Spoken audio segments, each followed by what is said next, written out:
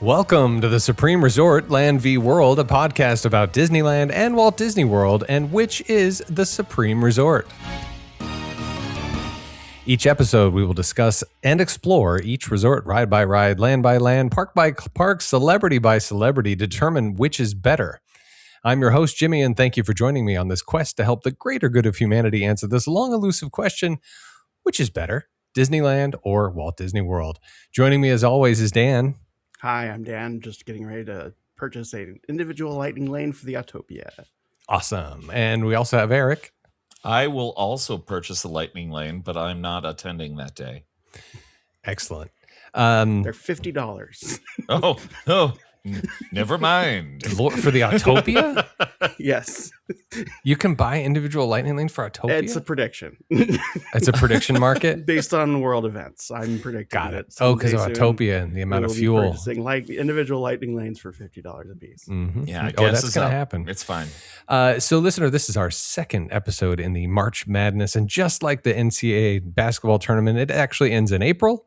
And so, too, does our March bracket madness. As you'll see in the description of the last episode, we promised that Teg will be here this week. He has been our guest judge every time we've done one of these. I just re-listened to the episode for reasons I will not explain, and we mentioned Teg's name many, many times as the final judge for this episode. So none of you will be surprised to learn that our guest judge is Marie. Hey. Hi, Marie. Hi. Marie from Concierge. Thanks for having me. Thanks for being here. And Marie, you are a past guest, so listeners will be familiar with you.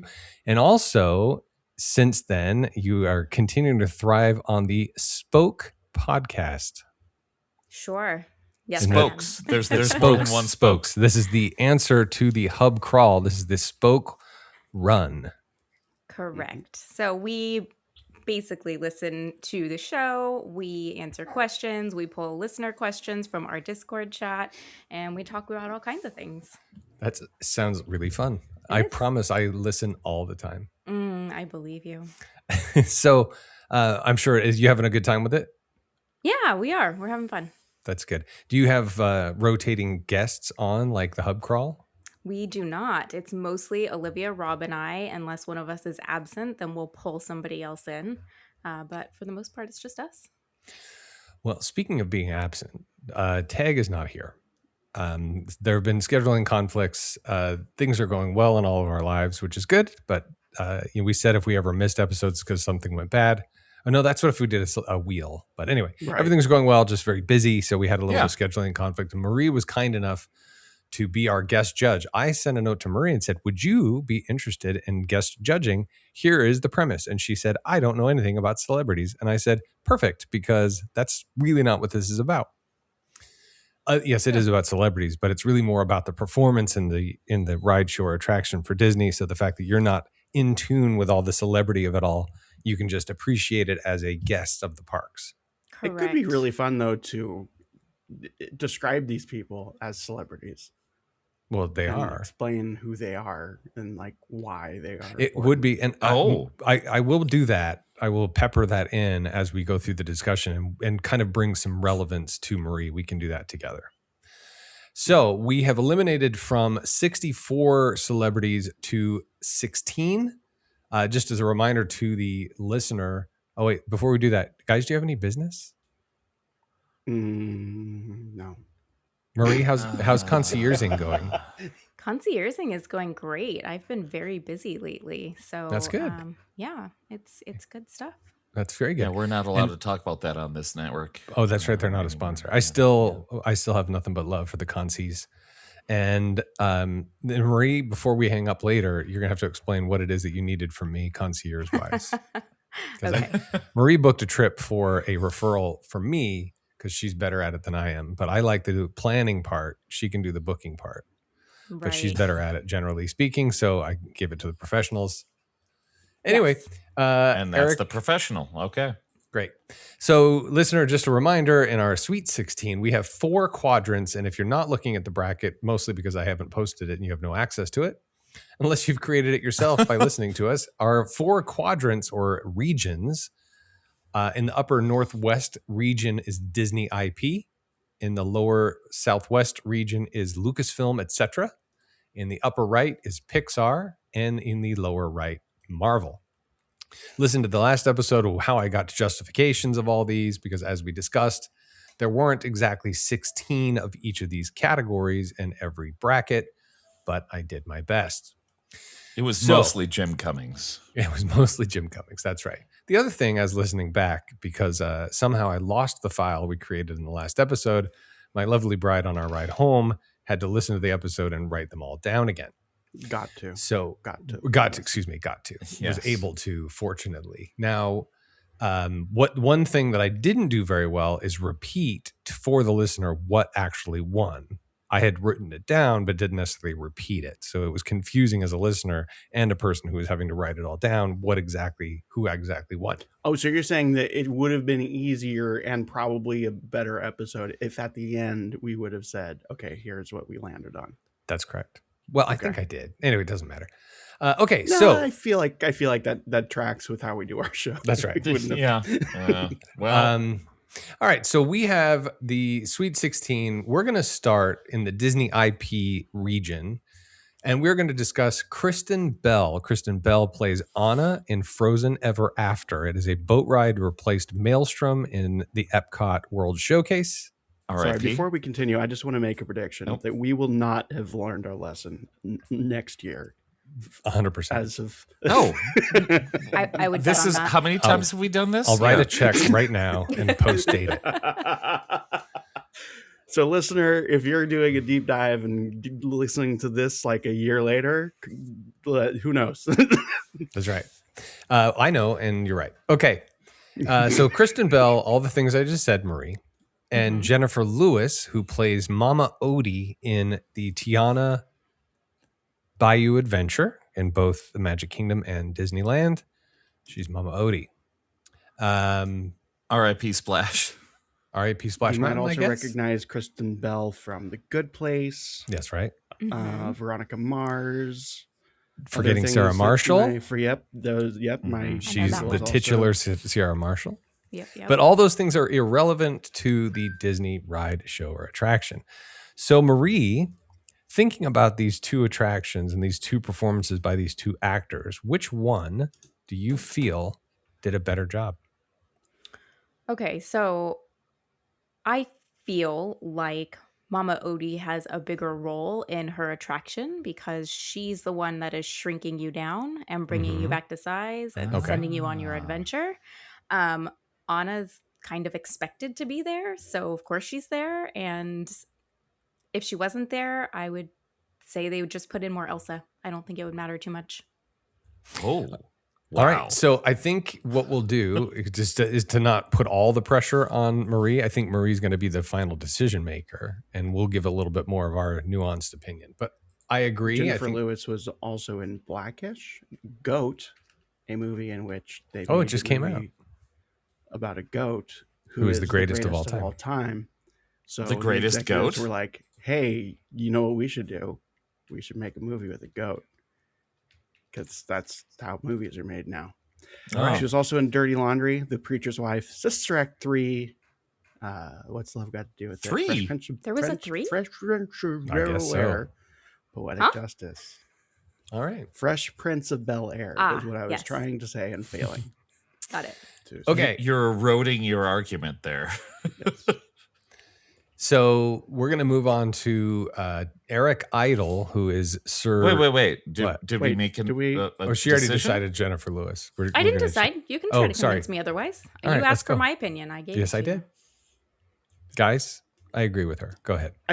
I think Kristen Bell, looking at her filmography and whatnot, is a strong, and this is just as of today, is a stronger, oh, it's that person choice. Fair enough. More of a celebrity than Jennifer Lewis. True. Like yeah, I don't know maybe. Jennifer Lewis's name until we were It's Jennifer talking about Lewis. this. Well, Agree. I thank didn't you. know who Jennifer Lewis was prior to this. I did know who Kristen Bell was. But Okay. are we going based on celebrity or performance? And it's kind of whatever the vibe It's a is. great point, but let's decide that now. No, because Marie is not as familiar with celebrities. That's kind of why this is a fun little nuance, because then she's not going to be playing favorites based on her favorite actor or actress. Correct. It's more about the experience of the park goer, maybe not even knowing that person is a celebrity. So it really should be more about the performance. Mama Odie also in Bad Moms and Frozen 2 and 3, and presumably 5 and 6. 22, not 4. So how do we feel about this format as we make it up as we go?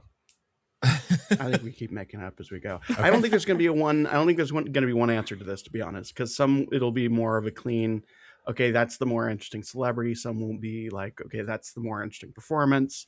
Yep. And I think locking us into one approach is going to end up being a less entertaining show, to be honest. Just trying to give a framework, and no, that's fine. Marie is our avatar for our audience, so she's already bored.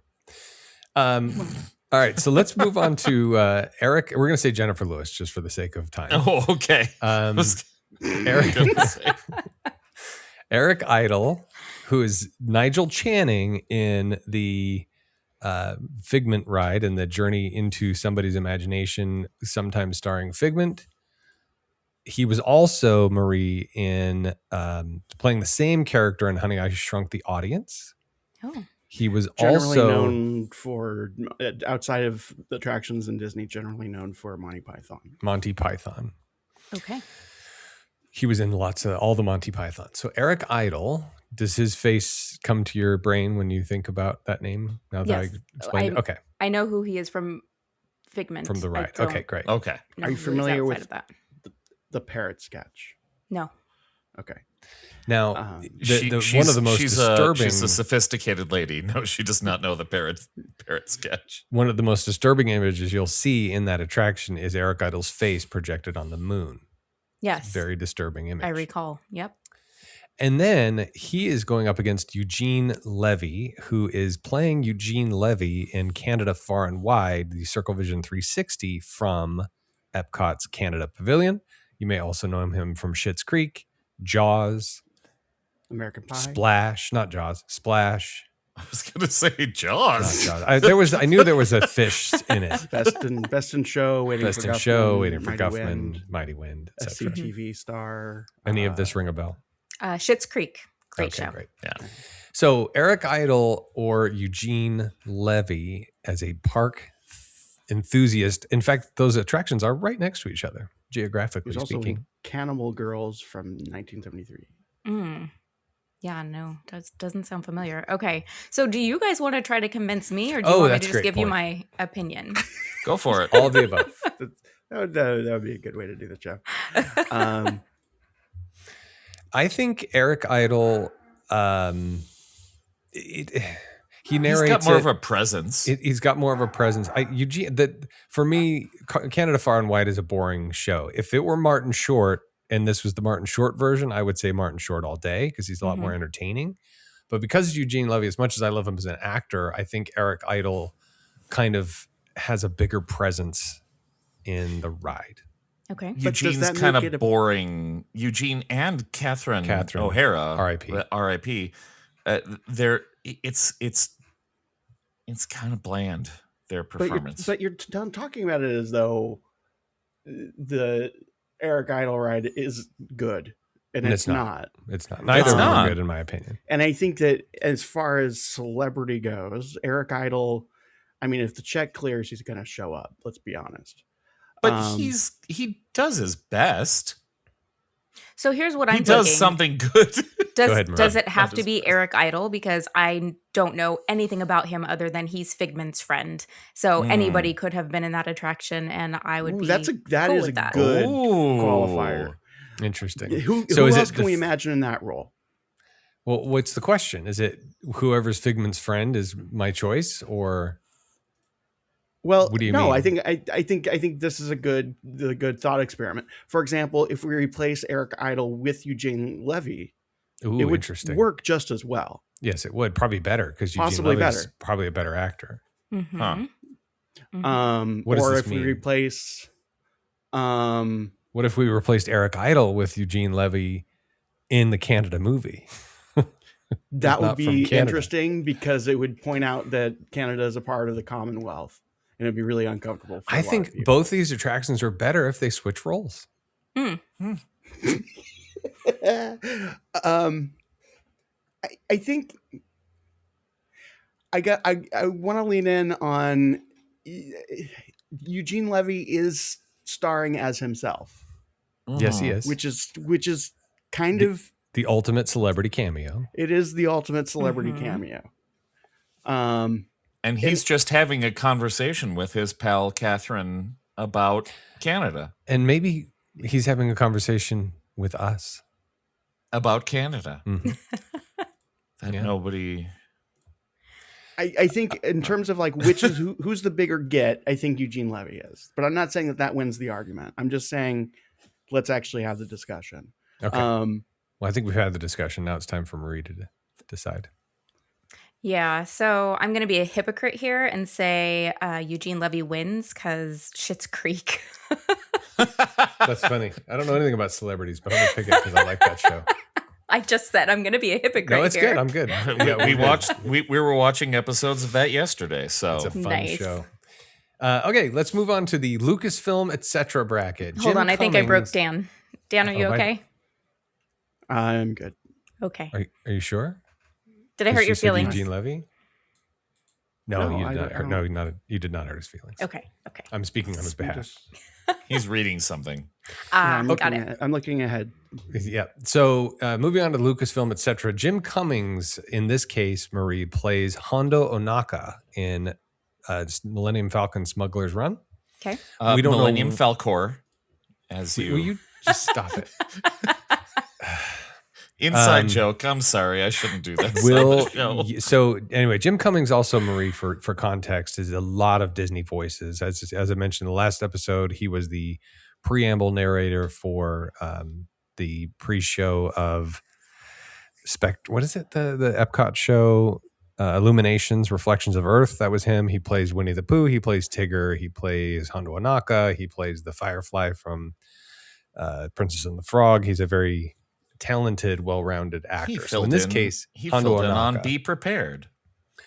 You said that. I still don't understand what you're saying. He's saying Be Prepared?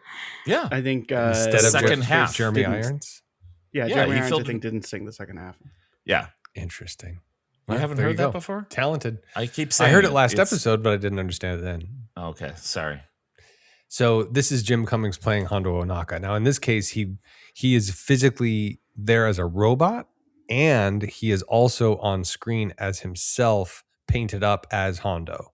He also played Hondo in the animated series. So you've got all of those things. Now, Domhnall Gleeson is same story in Rise of the Resistance. He plays Lieutenant. Is the redheaded one?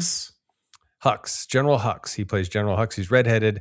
He's kind of right-hand man to the Supreme Leader / in the ride. He's next to Kylo Ren. Mm-hmm. He plays Bill Weasley in the Harry Potter movies. Oh. He's been in a lot of stuff. Very talented actor. His father played Mad-Eye Moody also in the Harry Potter movies. Wow. Anyway, so both of these actors are playing themselves, playing a role on screen in pre-show, etc. And they're also physical robots. Okay. Yes, but no, that's okay. Never mind. Hondo is less of a Jim Cummings representation in robot form, where Domhnall Gleeson, it's like that's the guy. Well, that's right. Are you saying because he's a character, not an alien? He's a character. Right. Yeah.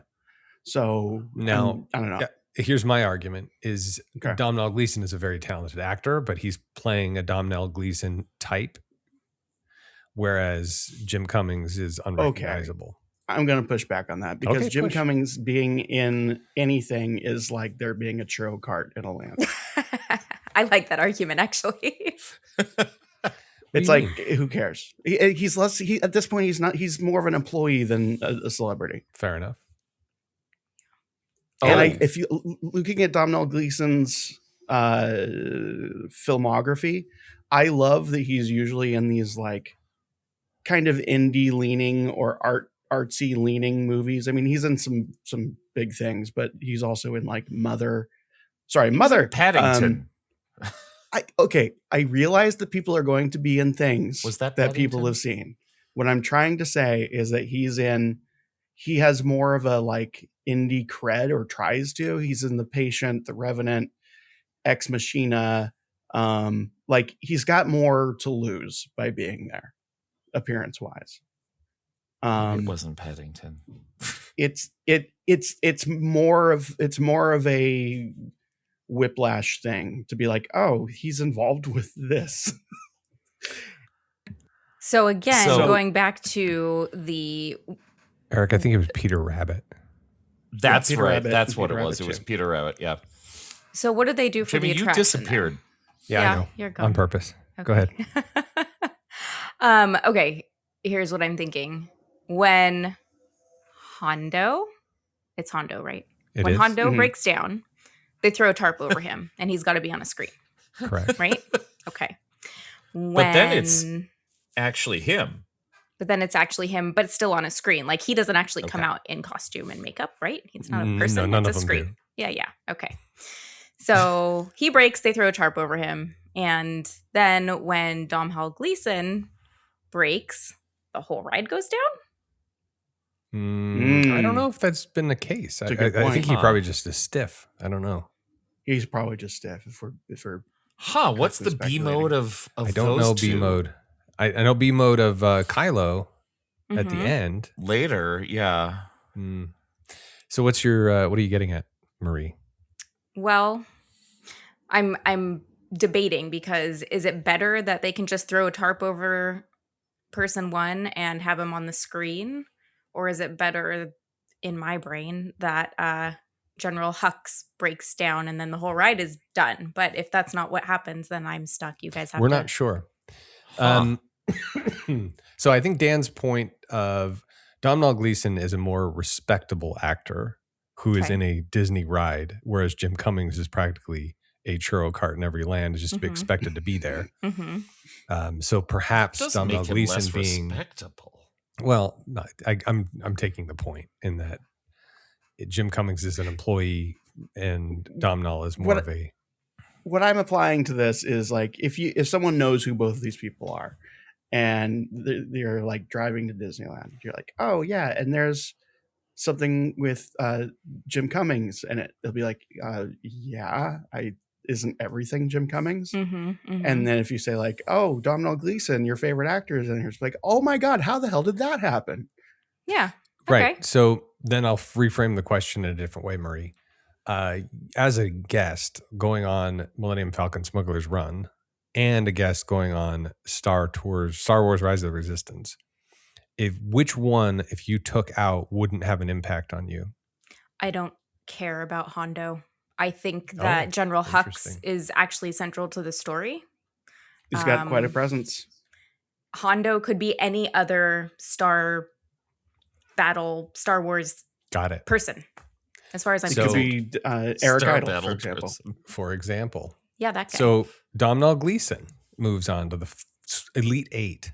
Okay. All right. Next in our Lucasfilm, etc. category is Patton Oswalt, who plays Remy the Rat in Remy's Ratatouille Adventure. He is also a big Star Wars fan as an actor, which is why he's in the Lucasfilm quadrant. And in the retired as in no longer in the parks, Gary Sinise, who is in the pre-show of Mission Space. Now, you know Patton Oswalt. What are you laughing at? What is so funny? This bracket is bonkers. How funny it would be if he won the whole thing. Patton Oswalt? Gary Sinise. Gary Sinise. All right, so Patton Oswalt, did you see Gary Sinise's version of the pre-show of Mission Space? I don't know. I don't remember. I'll just give you some context. He is also the star Lieutenant Dan from Forrest Gump. Yes, I do know. Do you remember Lieutenant Dan in that ride? I don't remember. No. Okay. He was also quite hungover. Oh, wow. There you go. He is also a very popular voice actor and comedian, very raunchy comedian, that Patton Oswalt. Raunchy? Oh, yeah. Oh. Okay.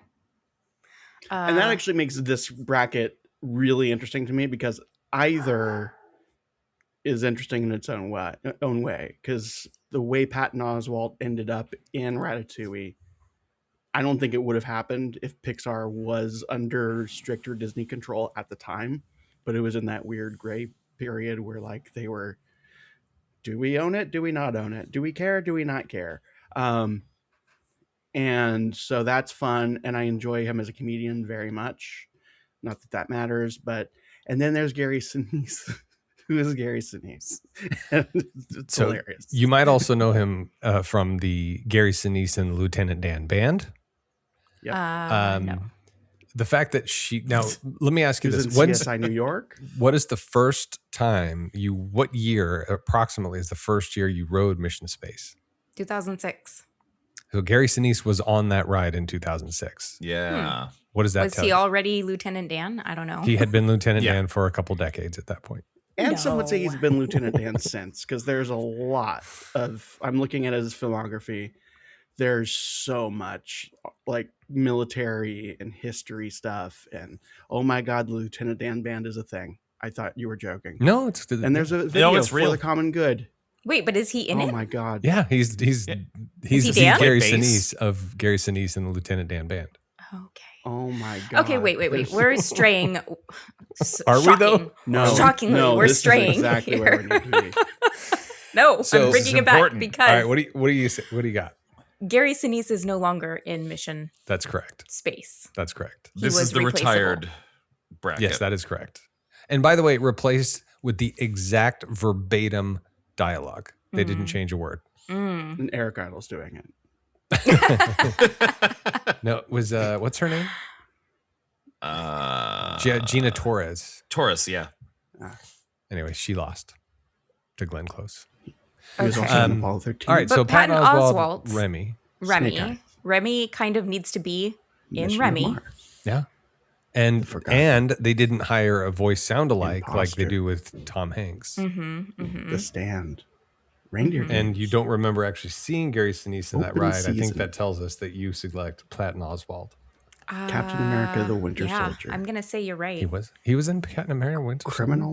Criminal Minds Beyond Borders. All right, Also, Gary both of Sinise these is rides dead. make me nauseous, so I'm just gonna throw that out there. too. Remy's does have you Gary ridden it since they Sinise took away makes the me 3D really glasses? No, I have not, but I did ride it without the 3D glasses when I was supposed to have them, and that wasn't fun. No, not as much Oh fun. gosh. Well, Gary Sinise was potentially quite nauseous when he recorded that. So Yeah. does that make it fit? Okay, we're going to move on to the Pixar quadrant. By the way, Patton Oswalt moves on to the Elite Eight, along with Domhnall Gleeson, Eugene Levy, and Jennifer Lewis. Okay, in the Pixar quadrant, we have Brad Bird and Holly Hunter. Brad Bird is the director of The Incredibles, also director of The Iron Giant, director of a Mission Impossible film, I think the fourth one. He plays Edna Mode in Incredibles, in The Incredicoaster. Holly Hunter plays Mrs. Incredible. You might also know her from Raising Arizona and her having her voice that is very distinct. Mm-hmm. Yes. Also, that voice made a speaker in Theater 14 at the Regal in El Cajon rattle a very certain way. Oh. Not joking. I don't know what it was. We played it in every... So I used to work at the movie theater, right? And I might have told this story before, but I don't think so on the show. I don't think so either. The Incredibles 2 came out, and my boss was basically like a very similar personality to me, but like he knew a lot of stuff, like with theater stuff. So I showed up for my shift, and he texted me immediately. He's like, "You're here, right?" I'm like, "Yes." He's like, "Okay, thank God. Meet me in Theater 14." I thought for sure it's like on fire or something. And so he's in there, and he's like just playing the movie. There's no one in there. And he's like, and as soon as I walk in, he's like, "Wait." And Holly Hunter's voice goes, and he points to the speaker in the back. He's like, "Do you hear that?" I'm like, yes. He's like, "Okay, thank you. I knew you would." It's like, I've played this in every single theater, and this is the only theater in which that happens. And it's just when she talks, and I don't know what it is. Just a vibration? Just the something about her voice. Something about her voice and that speaker. And now anytime Holly Hunter comes up, I think of that. Okay. And hopefully you will too. Yeah. The 14th vehicle in that ride also has a funny vibration when Holly Hunter's voice comes on. Really? No, it doesn't. Okay. I didn't think so. My thoughts are that they're both on the same ride. They're in Credicoaster. Brad Bird is a very respected director, not an actor, but plays Edna Mode. I don't know what his influence is on the ride, but the fact that he came on to do it, it could be anybody. Holly Hunter's got a very distinct voice, and it'd be really challenging for someone to do a voiceover for her, but also equally impressive that she came back to record dialogue for this ride. So I personally am torn. I could go either way. Okay. What, Marie, is the impact from you when you're thinking about these two voice actors on the ride?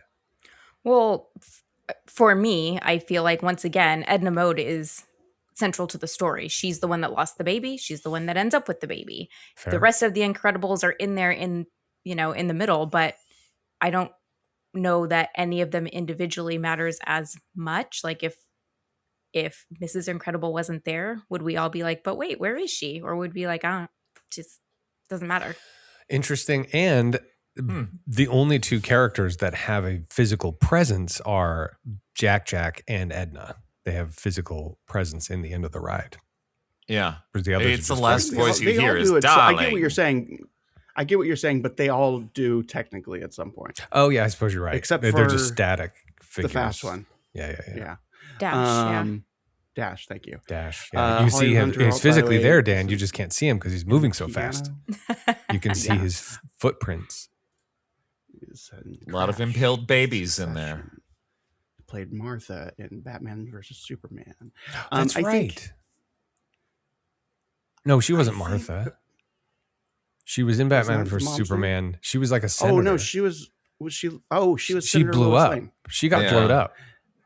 Oh, that's right. It was so gory. I Anyway, Eric, do you have an opinion on this? I think Brad Bird is the more interesting story. Like the inline of, hey, did you know, blah, blah, blah, like that thing that us nerds like to do. Mm-hmm.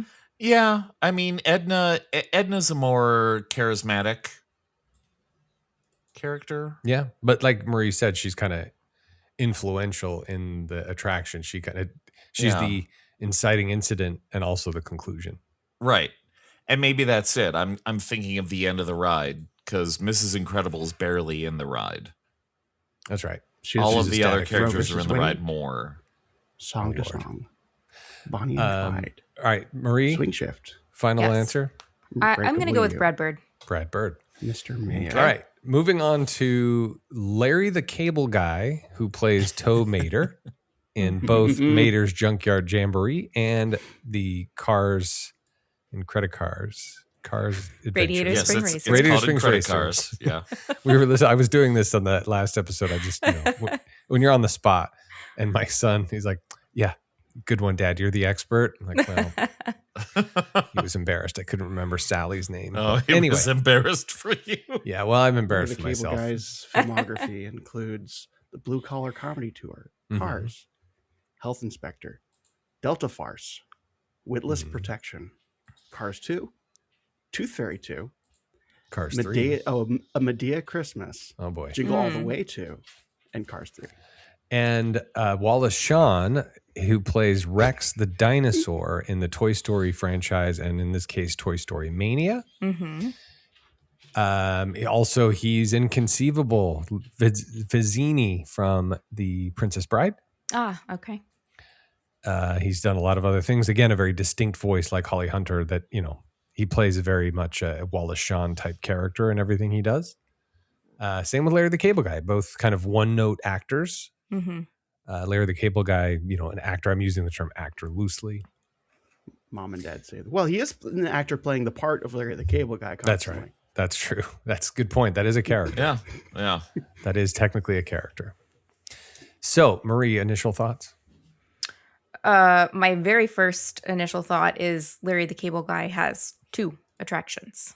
That's correct. That's right. And I think he it matters. Larry the Cable Guy is on tour currently. You can see him in Corpus Christi on May 2nd. Pikeville, Kentucky, Salem, Virginia, Atlantic City, New Jersey. Can you guess what the average price is for these tickets? $5. $135. 58. About $40. Oh, I was closest. reasonable. So yes, Larry the Cable Guy is in 2 attractions at California Adventure, while LaShawn is in more than 2 attractions. He's in Toy Story Mania, Midway Mania, and he is in Slinky Dog Dash. Multiple parks and multiple resorts, whereas Larry the Cable Guy is not at Disney World. But he's I not see. the feature. Right. Well, he's the you- feature of Let- Mater's Junkyard Jamboree. Right. I hate Larry the Cable Guy with a red hot steaming passion, but I would argue that Junkyard Jamboree is like the only enjoyable way to experience him Okay. Okay. because it's just so ridiculous, and he's just singing too loud the whole time. His songs are really good, though, right? You enjoy them? You dance? Sure. Good is a word that can be I used. love that he doesn't know all the words. Yeah. Mhm. Eric, what is your opinion between Larry the Cable Guy and Wallace Shawn? Larry As the Cable performers. Guy. I'd Okay. go with Larry. Why would Yeah. you say that? Because he is the lead on an attraction, and he is a very recognizable character on another attraction, and he's barely in his toys. Wallace Shawn is barely in Yeah, fair enough. the Toy Story stuff. Or Dan, I similar think what I'm question. trying to say is that if we are going to have a Larry the Cable Guy in our world, then this is the place that he should be, but nowhere else. Okay, Okay. What was your question? you answered it. So Marie, Yes. Larry the Cable Guy. Yes. Okay. By the way, you don't have to agree with us. This isn't a Oh, democratic. she does not process. think that she does. I no, promise no. you that. You Okay. are agreeing with me, and that's the That's way I right. like it. 100%. Okay, That's why she now likes let's it. move down to Marvel. We have Benicio del Toro, who plays the Collector in the Guardians of the Galaxy Mission Breakout. Yes. He's not in the ride; he's only in the pre-show. And Zoe Saldana from Cosmic Rewind, not from Mission Breakout. So let's be very clear: this is Zoe from Cosmic Rewind, Okay. who is really barely in it. She's kind of phoning it in a little bit. Benicio del Toro was on that pre-show, filmed a lot of stuff. Benicio is obviously a very good actor. I think Usual Suspects. Zoe Saldana is in all the Avatar movies as Neytiri, who's the main protagonist, Jake Sully's wife, I guess. And she's also she plays Gamora in all the Guardians movies, the green one. Okay. I know her as the green one. Okay, she's the green one in Marvel. one who She's the isn't blue Groot. one in Avatar. Never seen it. Okay, Star Eric. Trek, she's the red one. And Oh, that's right. In Star Wars, she'll be the. No, I think she's a yellow. brown one in Star Trek. I don't think you're allowed to say that. Well, no, I'm sorry. Okay, Eric, what are your thoughts on Benicio versus Zoe? Let's get off this subject. Benicio has a statue. I mean, That's true. that's not his acting performance. I So suppose. fun little tangent, real quick. We were listening to this the last episode on the way home today, where Dina could fill in the bracket, and we came to the first round of Disney IP, and I had thrown Donald Trump in the Tiana's section, and I said Donald Trump because he loves black people, and Oh, then no. in the next thing, I was like, I'm going to tread very lightly. She's like, you've already stomped. I was like, no, he says all the time he loves black people. He says it all the time. I'm just quoting the man. Anyway, He's moving nothing back. if not honest. He says it like it is, right, guys? That's what happens. Okay, move. So Eric, do you have Moving an away from opinion this on? one. So Benicio has a statue, is where you left it. Yes, Benicio has a statue. He's got a very real presence in there. He seems like he's invested in it. He showed up for the unveiling of the ride. As Benicio, strangely enough, not as the Collector. Oh. But Okay. yeah. Dan, do you have opinions about these two? I don't know. I think with Benicio, what it comes down to for me is that after what's the raccoon's name? Rocket. Rocket. After he mutes him, Benicio is still delivering the same amount of intensity. He's in I still his talking. love muted that form. so much. That's a good point. And he also doesn't go over the top into ridiculousness. It's just, you can kind of tell what he's talking about. You think he's probably saying increasingly unhinged things, Mhm. but because it's the character that it is, we don't see a lot of physicality like doing that. It's just he's just a delightful presence in that ride. That's a good Whereas point. Zoe Saldana is just like, I'm Gamora or whatever her name is, and here I am. Like, it's just not bad. It's just like, it doesn't make a difference. Okay, Marie. Yeah, I agree with that. I don't care that Gamora, whatever, Green Lady is there or not there. She doesn't matter to me. I love Benicio del Toro's part in the pre-show, and I don't know if this is true, but I read while I was thinking about this that when we're exiting the gift shop, it's actually his stuff that we are buying. I Yeah. love that. So he's at Yep. the beginning, he's at the end. I have a thing for celebrities at the beginning and end. I don't know. Okay, That's cool. Excellent.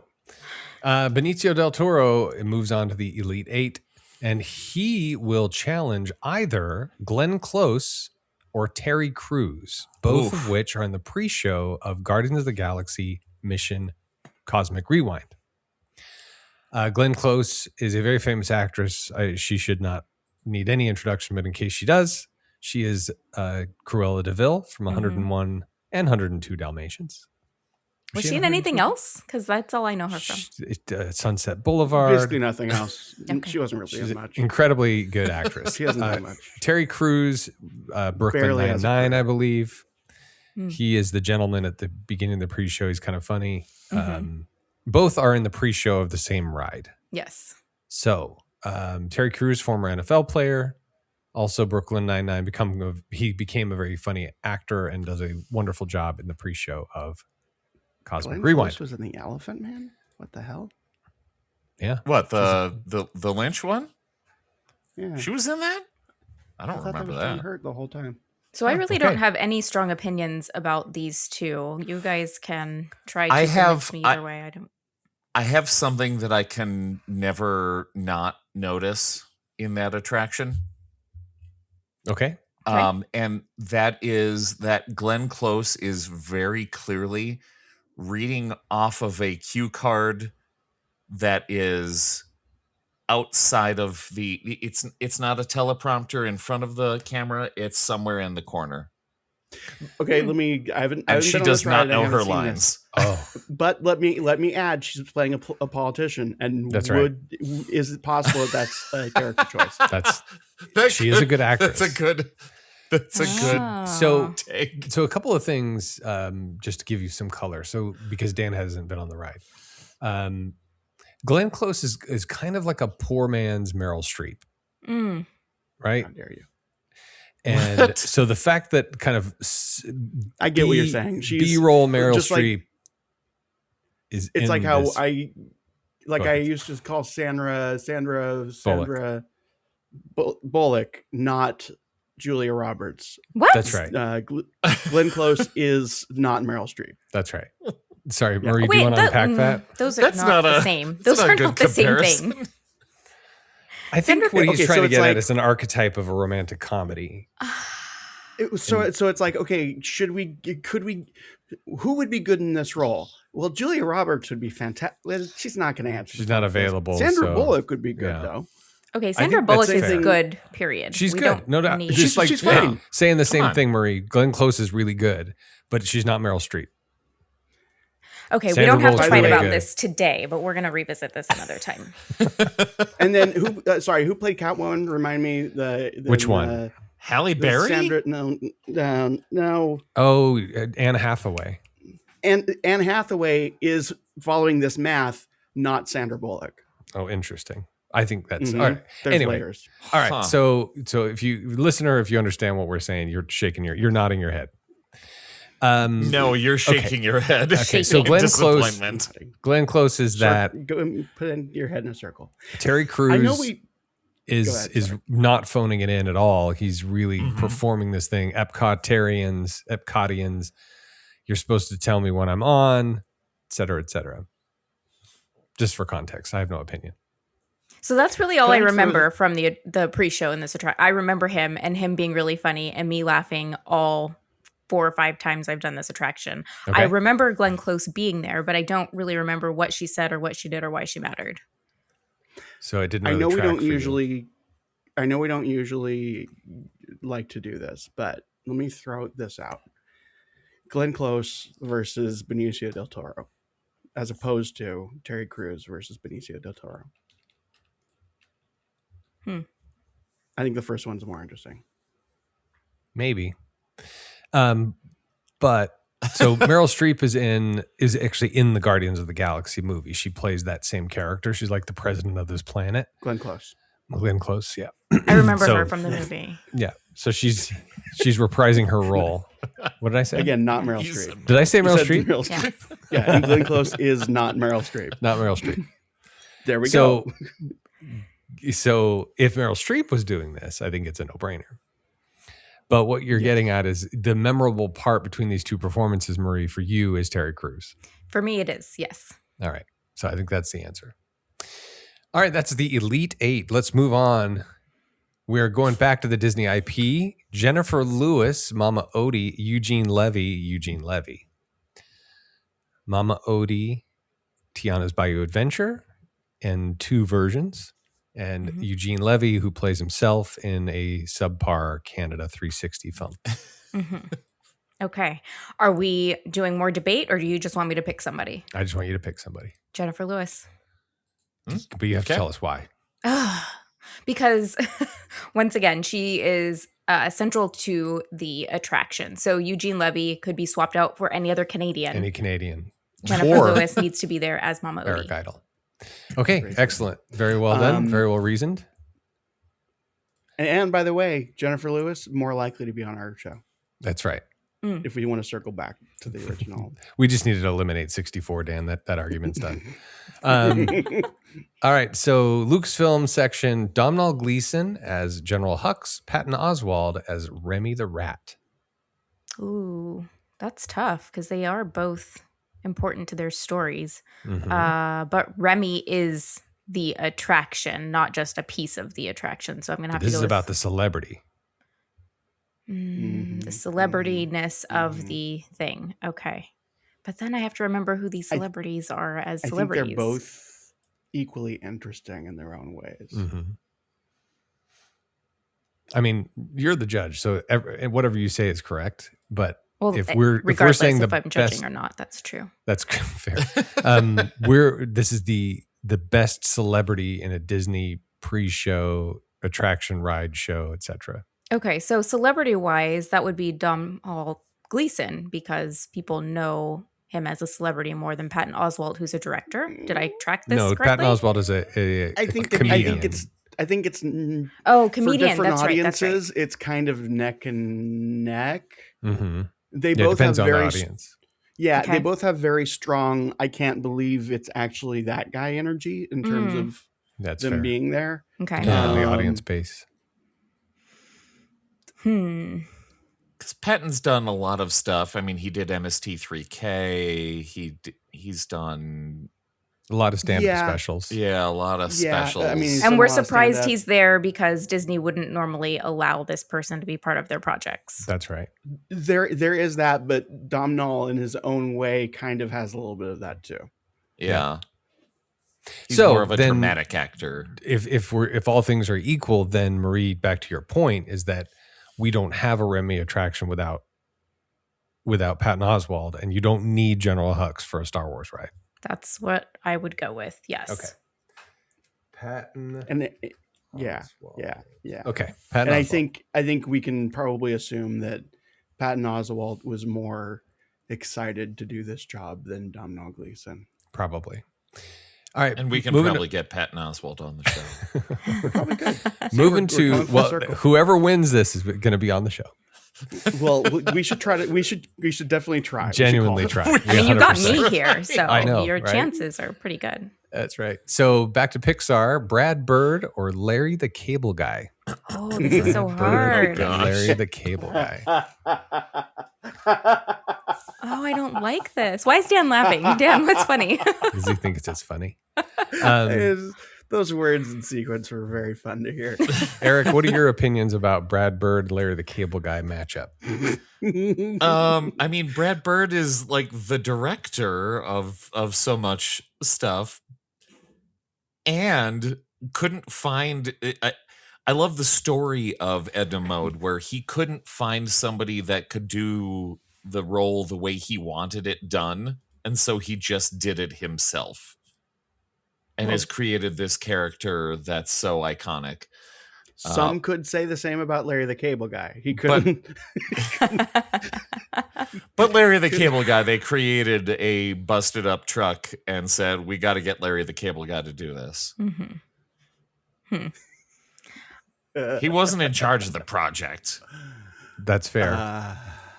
And both of them are so, I guess Larry,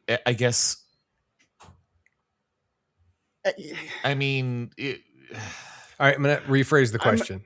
Brad Bird as Edna Mode versus Larry the Cable Guy as Toe Mater. yeah. Does that Mater, it has multiple appearances. I think go ahead, Dan. The tow truck ride, I really think that they just like opened the mic, pressed record, turned on some music here and there, and they were like, okay, just kind of do your thing. Now, that's not to say that I like Larry the Cable Guy. Again, I do not. But the occasional drift into unhinged energy that ride can have is actually pretty fun. And I think that comes from him. Let me ask another question. If at the end of this, we have announced the best celebrity in any Disney ride, show, or It's Larry the attraction, Cable Guy. there is a scenario where that is the case. So I'm going to ask the question again: Brad Bird or Larry the Cable Guy? I mean, when you put it that way, I have to go with Larry the Cable Guy. Okay. I think I agree with that. And to be fair, Brad Bird isn't really a celebrity. He's a celebrity like way, Steven Spielberg is a celebrity, maybe. Right. We could get Larry the Cable Guy for like $40. $40. He probably is on Cameo, and we can do like a $200 for an hour. Hold on. Oh, I just wrote Larry Bird. Oops, Larry the Cable Guy. That's a Larry different Bird. celebrity. We can get Larry Bird too. A $200 cameo for an hour. He has to come on the show. Is Cameo Larry still a Bird, thing? what do you think? Benicio del Toro or Cameo. Terry Crews? All right. Not on He's cameo. not on. Okay. All right. Aw. Now, Benicio del Toro as the collector or Terry Crews as the unnamed galactic guy from He's Cosmic named. Rewind. I'm sure he is. He's got a name. I can't remember what it is. but- Captain something. They're kind of inversions of the same idea of a character, In that. in that they're kind of like in charge of stuff. I don't know. I haven't been on the other ride. Yeah, but fair enough. My impression is that He's more of a lackey. Okay. Never mind. Well, Yeah. inversion. There we go. Yeah, there you go. I think I like Del Toro's performance better. Yeah, Terry Crews is fun. It feels very it's scripted but feels a little bit improv after a fashion. Del Toro, there are things that I love, like when the weird way he takes off his glasses. goggles. Yeah. It, like that just sticks in my head. Yeah, that's good. Terry You can still Crews tell is what just he's like, what do they call saying. themselves? Yeah. And you know he didn't like that was not a direction. That's a Benicio thing with the glasses. Yeah. Right. Anyway. I think also he falls into that really perfect celebrity Venn diagram place where it's like it's really fun and interesting and cool that he's there, and there's definitely a sense of like, oh wow, they got him to do the thing, and he probably didn't have to do it. He probably wanted to do it, and at the same time, he has a strong like credibility where he is kind of over it. Like he didn't need to be there, but he is, and it's interesting, and he does a good job, and all the things. I think, yeah, I think he. Okay. For me, he wins this one. Marie? I agree. And not because I have to. Benicio. I actually agree. And you don't have to. Here, say more words. All right. We are down to the final four.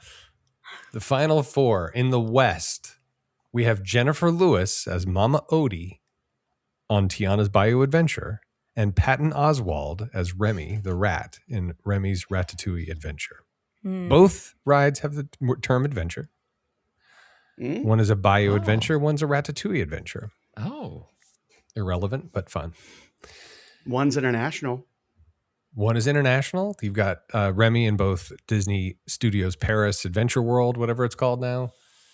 And that's Remy, yeah. Also, Patton presumably speaks French and English, unless it was a voiceover person. I don't know. Jennifer Lewis has also 2 attractions, not bi-coastal, not international. Okay, we shrink down to critter size in both That of we them. do. That we do. Oh. That's very well put. Very Um, astute. I'm going to go with Jennifer Lewis because she doesn't make me nauseous. That's my rationale. Jennifer Lewis. Jennifer Lewis is in the national championship of best celebrity. In a Disney And theme also park. because I think she does a really great job. And And she does. Yeah, And we all assume she's old, but she's not that old. yes, I love that too. And she like was 22. even younger when she played the thing on the cartoon.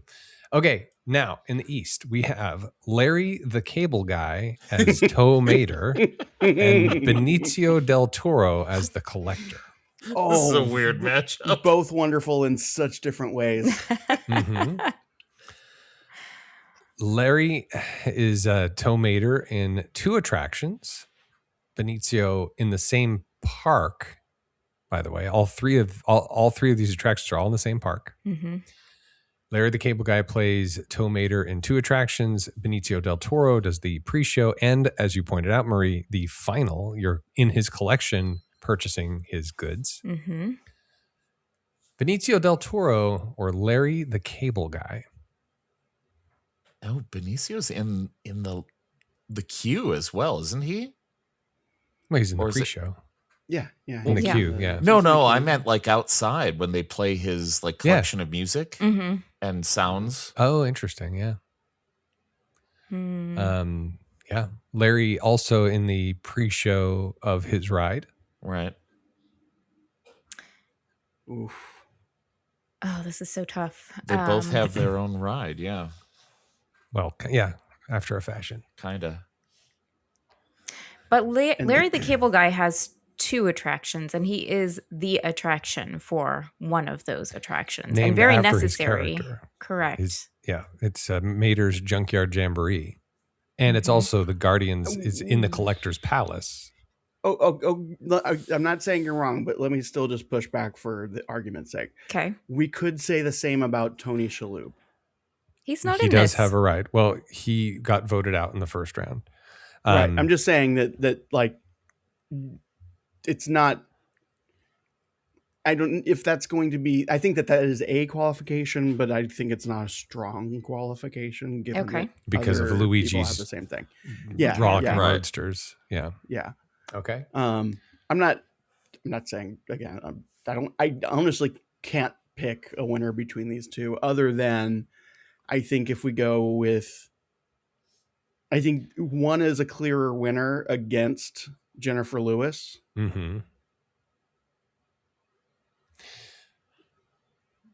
Best celebrity in a Disney theme park ride show attraction. Which performance do you enjoy? Oh, am I frozen?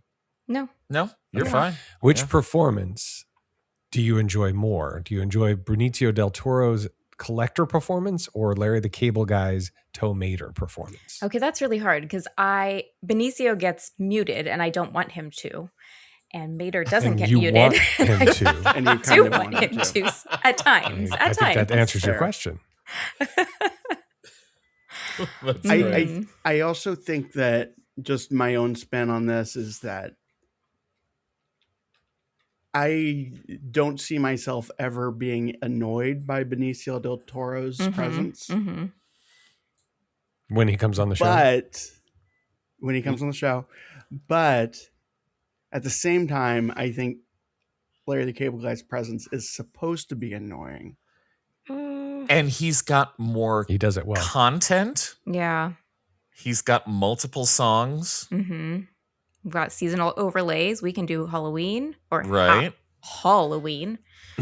Halloween. That- and well, then hey, he's got by the way, Christmas stuff. and- Guardians also has an overlay. It does. True. It's the same thing with But Benicio. it does He it did have new Benicio? dialogue. No, he Yeah. doesn't have anything new. It's the It same doesn't, and that makes it creepier, actually. True. When someone asks you, Marie, what did you do on Sunday? And you said, I recorded a podcast where I decided the best celebrity cameo in any Disney theme park ride, show, or attractions. And I chose. This is really changing Oh, my mind now. and I've reframed this like 14 different times. So and we all know that at least one of the three of us, of the regular hosts, will say that Marie was the one that chose this. Yeah. If anyone Yeah. Larry, I'm sorry. You've got to it's go. Benicio, dude. Okay, so here we are in our final matchup to decide the best celebrity cameo in any Disney theme park ride, show, or attraction in the United States is either Benicio del Toro as the Collector in Guardians of the Galaxy Mission Breakout, or Jennifer Lewis as Mama Odie in Tiana's Bayou Adventure. It's got to be Jennifer Lewis. And tell us why. It's got to be. Because. What? Because What? Because. you just blew us all away. Oh, she did. Okay. All of our wigs are gone. Hold on. I need a moment. Okay, well, while he's taking a moment, I'm gonna just paint the picture one more time. Marie, what did you do on Sunday? Well, I recorded a podcast where I decided the best celebrity cameo in any Disney theme park ride, show, or attractions. Scenario 1: who'd you choose? Jennifer Lewis. Who? Scenario 2: Benicio del Toro. Oh, that's cool. I didn't know he was in that. Anyway, I'm go ahead. glad that I made you all lose your minds because I was really just messing with you. Oh, that's fun. Yeah, it's the Collector. Let me see what We're getting Let me see collected. what the robot says, just for funsies. Who the best Disney theme park? Yeah. Okay. Final matchup: Jennifer Lewis versus Benicio del Toro. Why did I take my glasses off? Okay, hold on. Let me put my spectacles. Okay, now I'm gonna get coin purse out and pull out poof coupons. So Jennifer Lewis makes sense, but at full volume, Benicio del Toro is. Why are you in this at all? yeah. Lewis is correct casting. Del Toro is confusing casting. Schrodinger's respectability. Lewis is fully committed, no ambiguity. Del Toro feels like he wandered in from a different movie. Trump ripple. Confidence as reality. Lewis treats everything like it's the most important thing ever. Del Toro treats nothing like it's important, even when it is. Celebrity aura effect. Lewis expands the space she's in. Del Toro shrinks into it in a weird way. Commitment gap. Lewis is giving 150% to everything. Del Toro is giving 25%, 300%, impossible to tell. Chaos value. Lewis is loud chaos. Del Toro is quiet, confusing chaos. Final contradiction. Lewis wins because she fully commits. Del Toro wins because we cannot tell what he's doing. All right. Final lean that the robot says is Del Toro because at the highest level of this bracket, being explainable becomes a liability. So I think, if we look back to the 64 original names on this list, so many of them, are good contenders. But when you think about Disney theme parks, ride shows, attractions, or whatever, a lot of these people kind of be explained away. Like Kristen Bell's in the Frozen ride, of course she is. Jim Cummings of it all. Domhnall Gleeson, that's really interesting. I could see that. But it feels like Benicio is the most is the most interesting of all the celebrities, not only because of his performance, but because of his sort of his presence and clout in Hollywood. And it just doesn't make any sense to be in any Disney ride. So I think, much less to have a statue of him outside. have a statue, have the whole pre-show of it all. I just think that it's a really interesting and rightful winner, I think, of this whole thing. It makes a lot of sense. Yeah, that's Just just I chose Benicio del it. Toro enthusiastically reprised his role as Tanelier Tavan. He filmed scenes specifically for the ride and described seeing a statue of his character as bizarre and surreal. Actor participation. He filmed new footage. Enthusiasm. He was heavily involved.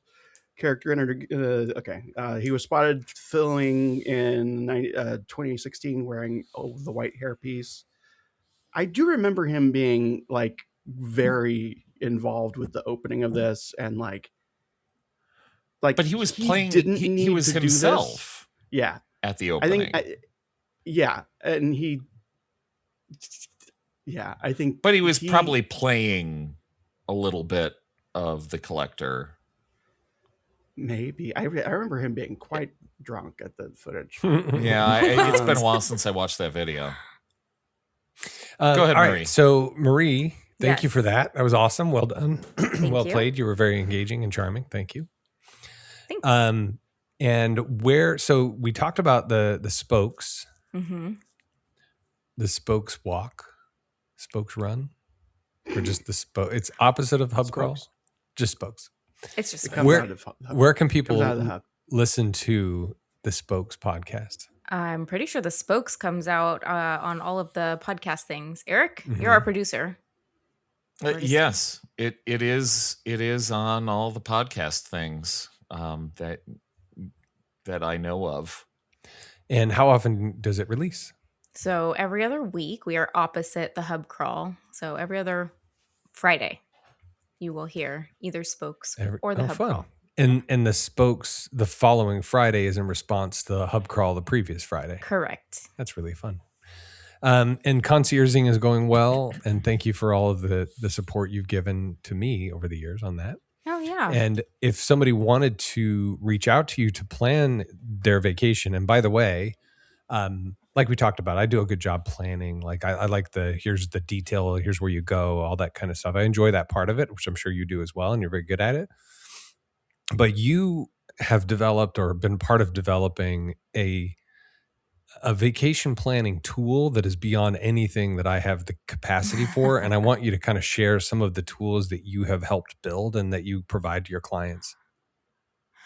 Well, I have not been as influential in the build as some of our other planners, so I've been very fortunate They're not on the show. I've been very fortunate that they've done actually most of the work. But it is called Turn. It is an app that you can have on your phone. There is also a website. So we basically put your entire itinerary there, from your flight, if you're flying, to your vacation and your flight home and everything in between.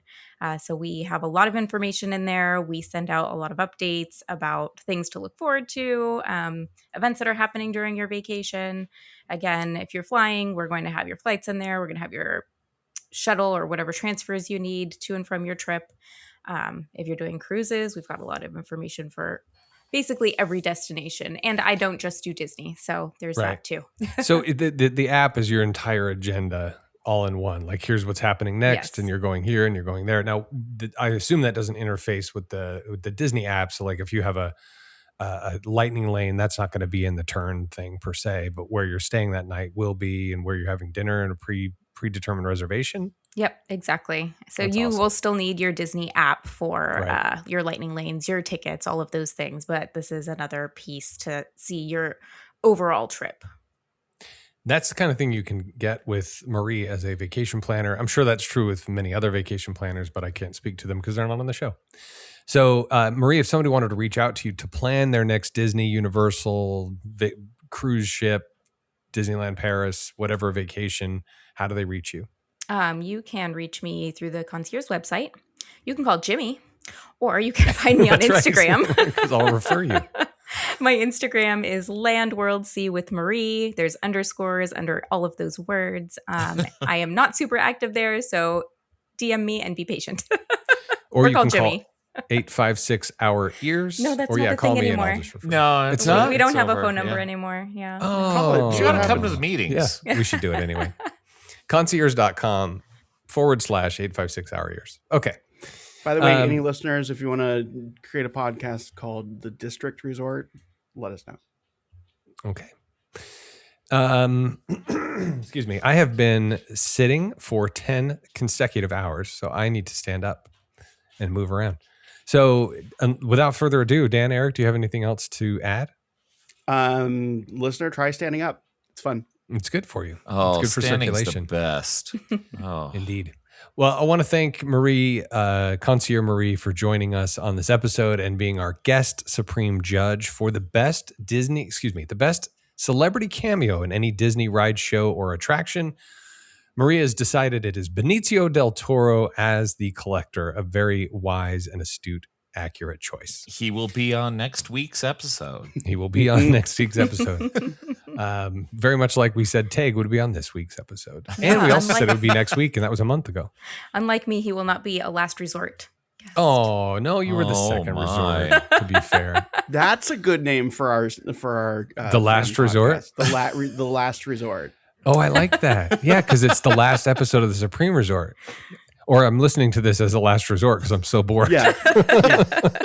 Or we're doing this as a last resort as podcast host because someone decided that Spokes would be the better one to do. I love it. All right.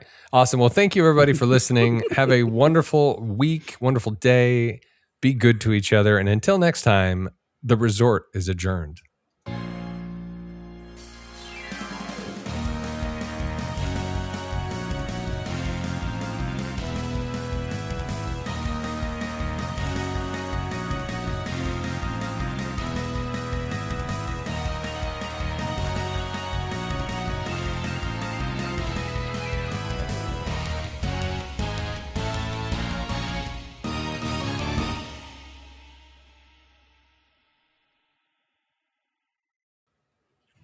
Oh, that went well. Did it? Yeah, I Yeah. think so. Okay. Oh, you don't think so? You don't agree? I agree. Yeah, I think it was good. I'm so uncomfortable, guys. It's not even, I was pushing through it because I don't do well sitting, and I've been doing it for a long time. Yeah. Oh gosh, you've been in a car for so long. Yeah, I get it. It was a lot. But anyway, thanks, Marie. You're welcome. Thank you. It's good to see you. I want to catch up. Do you? I do. So- Things are Do normalizing. You for me. have one of these things. I do. And I Okay. know We I have do to respond to your message. chats with Marie. Well, it's true. Things are normalizing for me a little bit more. This is kind of the culmination of 18 weeks of travel and discovery, and I think things are normalizing. So we'll I'll cut- KIT. Here, let me stop.